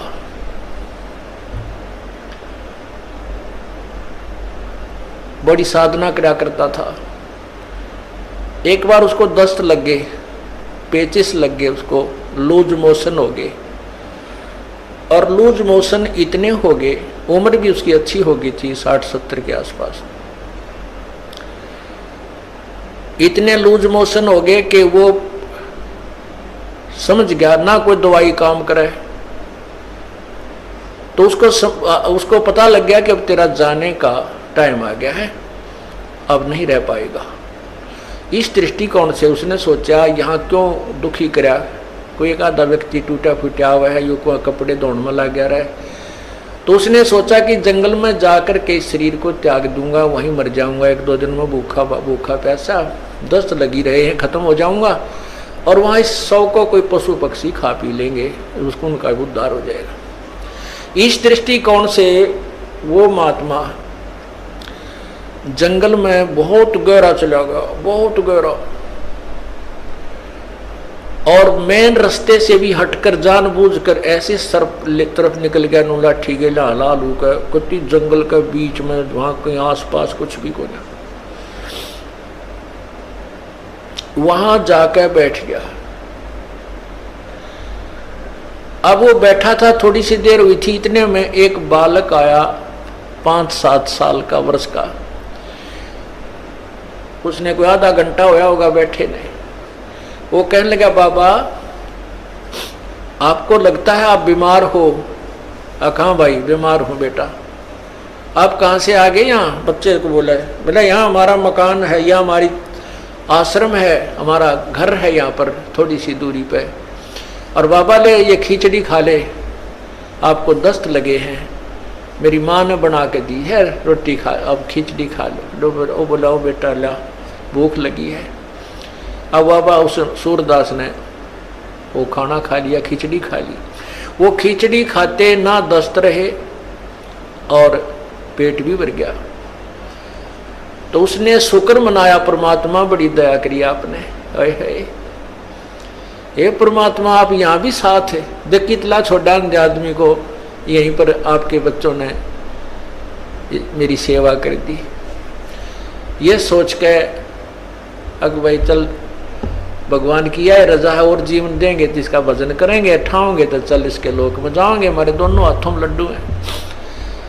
तो इतने में कुछ देर में वहां उस लीला परमात्मा की ये भेड़ बकरियां वाले आ गए और उनकी एक भेड़ बकरी की तरह लगी। उसने ढूंढते ढूंढते उस घोर जंगल में पहुंच गए। वो बाबा जी लौट रहा वहां पर। वो कहने लगे महात्मा तू यहाँ कैसे आ गया? वो बोला भाई आ गया, मैं ऐसे ऐसे बीमार था और यहाँ एक भगवान आत्मा का घर है, उसने मेरा नहीं कि ऐसी दया करी, कोई खिचड़ी सी बना के दी, मैं ठीक हो गया, मेरे दस्त लाग रहे थे। वो गडरिये जो थे वो उसके मुंह का ना देखें महात्मा उस सूरदास के मुंह की तरफ कि क्या कह रहे हो, यहाँ कौन है, किसका घर है। और उसके पास क्या था, वो जो प्लेट लाया था, थाली जिसमें खिचड़ी लाया था डाल के, जब उस महात्मा ने वह खिचड़ी खा ली, वो आवाज लगा रहा था बेटा अपनी यह थाली ले जा, बेटा थाली ले जा। उधर से वो गडरिये आ गए, जब वो रट लगा रहा था तो गडरिये बोले बाबा किसको आवाज लगा रहा तू? बोला भाई यहाँ कोई एक घर है और उन्होंने ये खिचड़ी बना के भेजी थी, बेटा उनकी थाली, वो बालक था ना ले गया होगा थाली, ये थाली को उनको ले जाएंगे अपनी। वो कहने लगे बाबा जी तू यहाँ कैसे आ गया ऐसे घोर जंगल में, यहाँ ना कोई घर है, यहाँ से 5-7 कोस तक है, कोई गांव भी कोई ना, तू घर की बात करे, यहाँ कोई घर नहीं है, ये थाली कहाँ से आ गई तेरे पास? ने बोला भाई मन ने बेरा है कितना आएगी, जब बेटा कोई है ही नहीं और कोई घर नहीं तो मौन साध गया। को हे भगवान हे परमात्मा आप यहां भी साथ। अब क्या होता है, वो बाबा जी उठकर चल पड़ा, अक भाई चले जहां ले जाएगा वहीं चलते हैं। अब चलते चलते वो जा रहा था कि आगे एकदम गड्ढा था, वो गड्ढा ऐसे स्टाइल में था जय वो स्पीड उसकी इतनी थी बाबा जी की कि वो लाठी थोड़ी टेका था, कदम गणे दर था। इसी उमंग सी हो रही थी, कोई हे भगवान आज मेरा जीवन दान कर दिया भगवान, इस उमंग में चल रहा था। तो ज्यों ही वो गड्ढे में गिरने को हुआ तभी एक व्यक्ति ने उसका हाथ पकड़ के और उल्टा ले लिया। ने बोला बाबा आगे इतना जबरदस्त गड्ढा है, तुम गिर के मर जाता, वापस हो ले, ये रास्ता ठीक नहीं। तो उस संत ने उसके बचाने वाले का पैर पकड़ लिया, नो का नो नीचे एकदम पैरा में गट गया। नो बोला परमात्मा जब तक निकल गए थे मेरे हाथ से, आज नहीं छोड़ू तेरे, जब तुम वो पहचान नहीं सका आपको आज नहीं छोड़ू, मन मत बकावे। नो बोला बाबा क्यों मेरा गल पड़ गया, मैं तो एक राह चलता आदमी हूं और ये तो सूत बैठ गया, तू मर रहा हो, मैं भगवान ने भेज दिया यहाँ तेरे को बचाने के लिए। नो बोला ना, एक बार धोखा खास गया सूरदास, दूसरी बार नहीं। और फिर उसने छुटा लिया वो पैर हाथ, नो बोला छोड़ तू मेरे गले पड़ गया। जब वो कहता है, कहने लगा कोई बात नहीं, तू सारी सृष्टि का मालिक है और मैं बोधा जीव, तेरा मेरा के मुकाबला है कि मैं तुझे पकड़ सकूं, लेकिन सूरदास के दिल ते निकल जा जब देखूं कि सा बलवान तू। नो बोला हीना जान के कमजोर निर्बल जानो और पैर छुटा गया है, अति बलवान तू है, सर्वशक्तिमान तू, लेकिन सूरदास के दिल ते निकल जा जब जानू कि सा बलवान तू। कहते हैं उसी समय उसके दिव्य भी वो दृष्टि भी खुल गई और भगवान ने सामने दर्शन दिए, जिस भी रूप में वो पूजा कर रहा था। अब देखो पुण्यात्माओं, परमात्मा पूर्ण ब्रह्म कबीर परमेश्वर, इस भक्ति काल तक इस जीव को लाने के लिए, भक्ति की आस्था बनाए रखने के लिए सोचल छिद्र करता है। नरसिंह जी का भात किसने भरा था? नरसिंह जी की हुंडी किसने ली थी? ये तो तत्व ज्ञान सुन जाओगा इस अंधेरे ने। ये पूर्ण परमात्मा जो तीनों लोकों में प्रवेश करके सबका धारण पोषण करता है, यानी सबकी व्यवस्था, सबको जो भी जैसा कर्म करता है उसके फल आधार पर वो परमात्मा आकर के भक्ति लाभ देता है। तो पूर्ण परमात्मा आए और फिर उसको कहा बेटा ये भक्ति कर, ये भगवान है, ऐसा नाम जप। और फिर ये कहा कि मैं तो उसका भेजा हुआ हूँ, तू नाम जाप कर, नाम से मोक्ष होगा।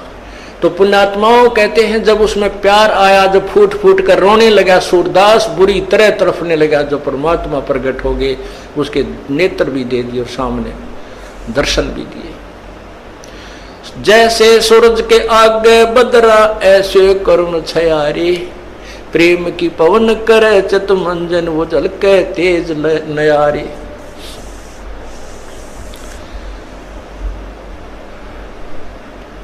कहते हैं बिना प्रेम पावे नहीं चे करोड़ समाधि ला। और इस प्यार को जागृत करने के लिए, इस प्यार को आप परमात्मा के प्रति बढ़ाने के लिए आपका जो ट्रीटमेंट चल रहा है, ये सारा जो उपचार है परमात्मा में प्यार बढ़ाने का। जितना भी प्यार आपका भगवान में बढ़ जाएगा, उसके बाद आपको संसार में उस मालिक के अतिरिक्त कोई नजर नहीं आएगा। और वो मालिक कैसा है, कौन है, उसको नहीं जानते। इसलिए परमात्मा ने यही कहा है कि मम संत मुझे जान मेरा ही स्वरूपम। मेरे संत को मेरा ही रूप मान लेना, मैं मुझे ही मान लेना। जैसे गुरु भगवान नहीं है, गुरु तो भगवान को मिलाने का, प्राप्त करवाने का एक मीडिया है, लेकिन वो पूर्ण परमात्मा का कृपा पात्र है। उसको परमात्मा को पाने के लिए हमारे को गुरु जी को भगवान मानना पड़ेगा। और भगवान मान के वो रिहर्सल करनी है, हमने वो प्रैक्टिकल करना है कि जब हम पूर्ण परमात्मा के सामना होगा कहीं वहां कोई गलती ना बन जावे। यही जो गलतियां हो लें अपनी सुधारना, और फिर अंत में ये पक्के हो जावा कि यह गलती फिर आगे नहीं होनी चाहिए। अब जैसे आप शरीर छोड़ोगे, जो भक्ति नहीं कर रहे उनके साथ तो वह ब्राह्मण माटी होगी, यम के दूध देखते कालजा पाटेगा उनका। और आपको परमात्मा स्वयं इस दास के रूप में खड़ा पाओगा, क्योंकि आप मुझे पहचानते हो, मेरी शक्ल को पहचानते हो। भगवान आपको वहां मिलेगा और आपको साथ लेकर के ऊपर जाएगा। तो आपको ऐसा लगेगा जैसे सत्संग में जा रहे हैं। वहां पर भी ऐसे ही मेले भरे होंगे, परमात्मा की लीला होगी, और वहां फिर तुम कोई गलती कर दोगे, क्योंकि यहाँ परमात्मा बहुत समय तक आपको फिर रखता है। इस 21वें ब्रह्मांड में एक, यहाँ इस एक ब्रह्मांड में अलग स्थान है परमात्मा, वहां भी आपकी पूरी ट्रेनिंग लेगा। और वहां फिर ऐसे जैसे सत्संग में आते हो, यहाँ भी इधर उधर का कोई गलती कर दोगे तो ये तो एक प्रैक्टिकल हो रहा है। और वहां हो जाएगा ओरिजिनल एग्जाम आपका, तो वहां से फिर पटकने पड़ोगे यहीं पर। उसमें इतना सुख जरूर हो जाएगा कि कई सैकड़ों मनुष्य जन्म में मिल सकते हैं, पार नहीं हो सकते। तो इसलिए यहाँ जो आप आते हो, तो जब यो दास है आपका, वो परमात्मा ने भेज रखा है, तो उसके लिए कहते हैं मम संत, मेरे संत को मेरा ही स्वरूप मानिए। मम संत मुझे जान मेरा ही स्वरूपम। अब जैसे परमात्मा गुरु के बिना नहीं मिले, और कहते हैं गुरु जी भगवान है। परमात्मा खुद कहते हैं गुरु मानुष कर जानते ते नरकिये अंधे, ओवे दुखी संसार में आगे यम के फंदे। अब गुरु गोविंद कर जानियो, गुरु जी को भगवान मानकर चलियो, और रहियो शब्द समाए, वचन में, वचन के अंदर चलना, उसके आज्ञा का पालन करते रहना।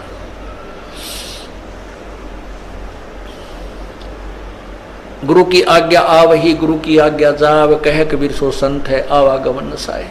तो यहां हमने जैसे एक मैथमेटिक्स के अंदर गणित में एक प्रश्न आता है ब्याज का, तो उसमें मूलधन निकालना होता है, और मूलधन निकालने के लिए पहले हमने दर कैलकुलेट करनी पड़ती है। तो उसमें मूलधन मानना पड़ता है 100 रुपये। हालांकि वो 100 रुपये मूलधन नहीं है, लेकिन वो मान्य पार पड़ेगी। वो करोड़ों की अमाउंट का जो मूलधन, वास्तविक जो धन है हमारा, वो 100 रुपये मूलधन मान कर ही हम उसको प्राप्त कर सकते हैं, और कोई तरीका नहीं। तो उसमें मान लीजिए मूलधन 100 रुपये, 100 रुपये मूलधन मानकर फिर हमको उसको ओरिजिनल मूलधन को प्राप्त कर लेंगे जो करोड़ों की संख्या में है। तो वो परमात्मा को पाने के लिए गुरुजी उस परमात्मा जैसे परमात्मा नहीं है, लेकिन आपने परमात्मा मानना पड़ेगा ताकि आपकी रिहर्सल ठीक चले जा, ताकि आप ये सोचो कि जब भगवान के सामने हम जाएंगे, जिसके इतने गुण सुनते हैं, और उस परमात्मा से हम मिलना चाहते हैं, वह हमारा कैसा शिष्टाचार हो, कैसा बोलना चालना हो, कैसा व्यवहार हो, कैसा उमंग हो। अगरीब करीब कबीर साहब आपके सामने आ जाएं, आपने इतना गुण सुन रखा है, तो एक दूसरे के ऊपर का पड़ के उनके चरणों ने छुआ है, और मतलब नु सोचा जानो मेरी बारी कब आवे। शिष्टाचार नहीं, एक दूसरे के ऊपर नहीं गिरना, मतलब एक दूसरे से आगे पहुंचने की होड़ लगे, और नहीं तो दूर से नोडी ठाठा के देखें वह खड़े भगवान, वह खड़े भगवान। और यही उमंग आपकी इस दास को जब देखें, ये आप पर बन जाएगी। यू ज्ञान ऐसा है कि आपको फिर कुछ भी दिखाई नहीं देगा, यू दास दिखाई देगा, और तब आपका प्रेम परमात्मा में दृढ़ बन जाएगा। आपकी यहाँ जो भी है, ठीक है, संतान संपत्ति जो भी है वो आपको अस्थायी नजर आएगी, और हम यहाँ अपना कर्तव्य करने आए हैं, ये भी पूरा करना है। तो इस प्रकार जैसे हम माता पिता की, जैसे बच्चों की परवरिश करते हैं माता पिता बचपन से, कितने प्यारे लगते हैं छोटे छोटे बच्चे, और उनको अब आप वो भूखे रह जाते हैं, बच्चों को उत्तम आहार कराते हैं, उत्तम अच्छे कपड़े पहनाते हैं, और जब वो बड़े हो जाते हैं, ब्याह शादियां हो जाती हैं, तो माता पिता उनसे उतना ही प्यार चाहते हैं जितना वो बचपन में दिया करते थे। अब हम उतना प्यार उनको नहीं दे पाते, ये भी हम पाप कमा लेते हैं। बूढ़े आदमी ने कुछ नहीं चाहिए, सारे शौक खत्म हो जाते हैं उसके बुढ़ापे में, और हमारे भक्त बीड़ी शराब मांस तम्बाकू को मुँह त्याग देते हैं, तो बिल्कुल नहीं छूते, वो केवल प्यार के भूखे होते हैं। बुजुर्ग आदमी को, माता पिता को, दादा दादी को, बाहर से आते हो या सुबह उठते हो, सत्साहेब बोले, और प्यार तेनो बाहर से भी आते हो, चाहे आपका किसा मूड ऑफ है, अपने माता पिता से कहे माँ ठीक हो, पिताजी ठीक हो, उनका आड़े गदगद आत्मा हो जाती है, और पिताजी बोले छोरा मुँह चुड़ाओ करनो चल पड़े, तो उसकी दूना रोना बढ़ जाता है।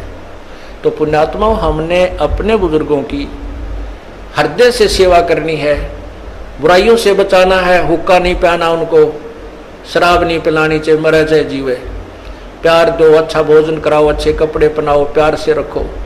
तो इसी प्रकार हमने हर कर्तव्य को पूरा करते हुए हम तभी हंस बनेंगे, तभी हम संत बनेंगे, भक्त बनेंगे, जब हम हर प्राणी के प्रति उतना ही प्यार रखेंगे।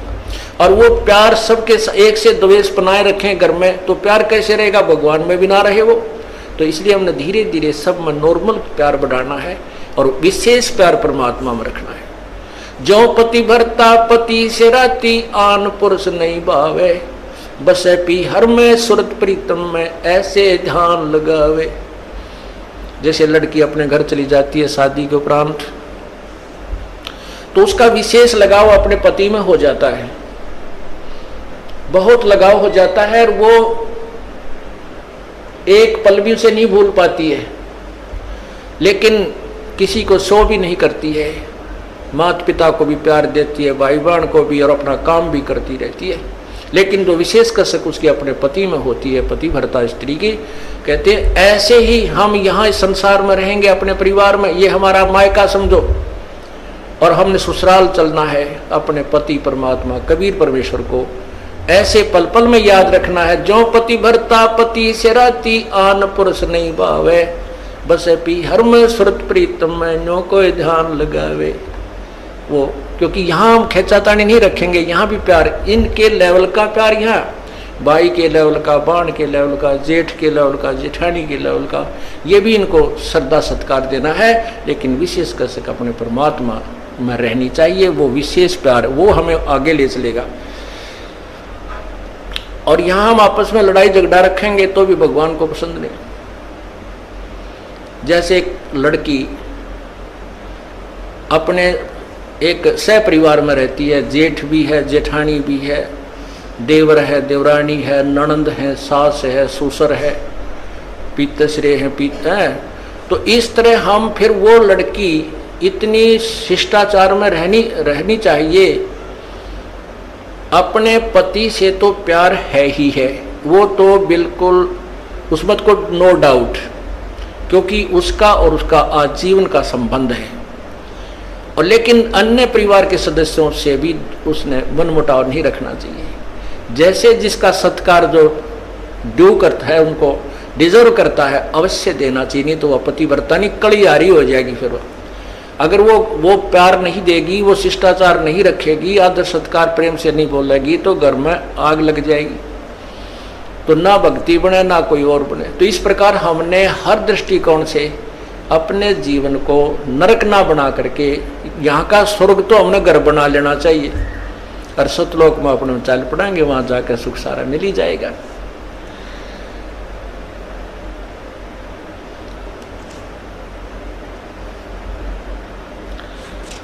इस प्रकार हमने अपने इस जीवन को सुचारू करना है और परमात्मा प्राप्ति करनी है।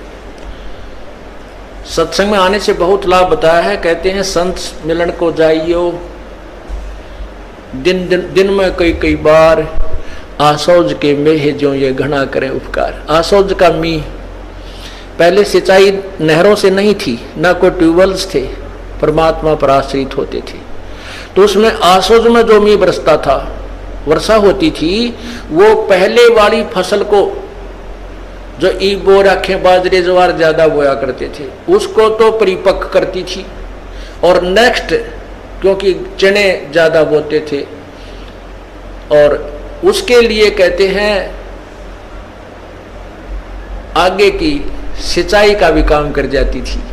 तो अब जो पुरानी फसल यानी पुरानी आल, पुराना जो आपके अंदर भक्ति संस्कार थे, अब ये सत्संग, संत का जो सत्संग है, उस पुराने जो सत्संग जीवन को तो आपको परिपक्व कराएगा, सुचारू रखेगा, इसमें कोई आपत्तियां आनी है उनमें बिटालेगा ये परमात्मा का नाम, और आगे के लिए भविष्य की तैयारी करवाओगा। इसलिए कहते हैं संत मिलन को जाइयो, दिन में कई बार, आसौज के मेह जो ये घना करे उपकार। तो पुण्यात्माओं, सत्संग में आने से आपका उद्धार होगा। आप भी आवे और भी जहाँ तक पार बसाओ, सबको समझाने की चेष्टा करें, और सच्चाई से परिचित कराना हमारा फर्ज बनता है। हम किसी के मित्र हैं और उस मित्र को इस मार्ग पर नहीं ला सकते हैं, तो उस मित्र से मित्रता मत रखिए। वो मित्र तेरी जान का झाड़ बन जाएगा और आपको ले डूबेगा। ऐसे बहुत से भक्त हमें मिले, फिर वो आखिर में उन्होंने ये बात स्वीकार करनी पड़ी, या तो वो मित्र ही भक्त बन गया ना, नहीं, वो मित्रता नहीं रही, औपचारिकता रहेगी, हृदय से मित्रता नहीं रही। अब मित्र तो हमारा एक ही है, कबीर परमात्मा। अगर हम उससे मित्रता करेंगे, तुमेव बंधु च सखा तुमेव, तुमेव माता च पिता तुमेव, तुमेव बंधु च सखा तुमेव, तुमेव विद्या च दृढ़ तुमेव, तुमेव सर्व मम देव देव। तू ही सखा यानी मित्र है, बंधु हमारा भाई बंध, वास्तव में परमात्मा ही हमारे सब नातों में फिट है, बाकी यहाँ के नाते वो अपने स्थान पर। इसलिए परमात्मा की भक्ति करो और सच्चे लगन से और ज़्यादा से ज़्यादा परमात्मा के चरणों में आया करो। ये 3 दिन की जमानत तो करवाए लिया करो काल पे, परमात्मा पे, और 3 दिन आकर भगवान का ये गुणगान सुन जाया करो। तो किरा क्या जन्मा का घाटा है जिसमें हम जुड़े हुए हैं। अर्ज करा करो भगवान हमें समय दे, हम जा सकें अपने परमात्मा की महिमा सुनने के लिए। रोया करो कभी उनके चरणों में पड़ के, वहीं पर तो वो जमानत लेगा तभी आन देंगे आपको, ना काल नहीं छोड़ा। तो अब इसका टेम जोड़ रहा है, फिर तेली का बैल बना देगा, गधा बना देगा, फिर वहाँ नहीं छूटना। तो अब हम प्रयत्न कर सकते हैं, अब हम छूट सकते हैं। परमात्मा का सहारा है, हमारे पास ज्ञान है और फिर सच्चा नाम है। आप पूरा प्रयत्न करें। बोलो सतगुरुदेव की जय।